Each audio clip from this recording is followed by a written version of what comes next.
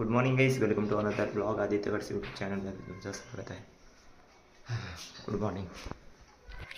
So guys ताई स्वयंपाक करते. स्वयंपाक पण झाला वाटते. आणि आज छोलेची भाजी आहे गाईज. मी आता निघालो आहे ऑफिससाठी. रोहिणीताईला वेळ आहे. रोहिणीताई सकाळी सुट्टी माझ्यासाठी टिफिन बनवण्यासाठी. तर आमचं ऑफिस हे झालं आहे, थोडं डिवाईड झालं आहे. ती त्या साईडला झाली आहे, मी या साईडला झालो आहे. पहिले एकाच ठिकाणी होतो, आता वेगवेगळे झालं आहे. आणि आज मम्मी पप्पाची ॲनिव्हर्सरी आहे गाईज. आज आहे 10 मे.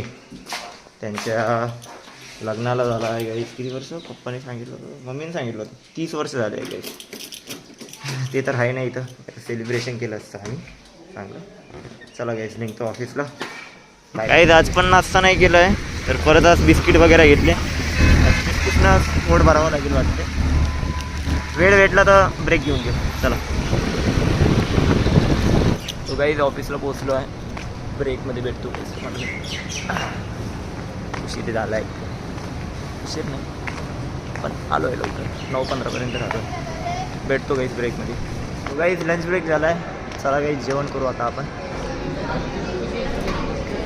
तो गाईज जेवण झालं आहे, चाललो आहे गाईज. आता झोप लागणार गाईज फ्लोअरवर गेल्यावर. हे ऑफिसचं खूप भारी आहे गाईज. म्हणजे की बघा, दुपारी मस्त जेवण केलं ना आणि मग काम करत राहिलं ना, ऑटोमॅटिक झोप लागते गाईज. घरी लागत नाही पण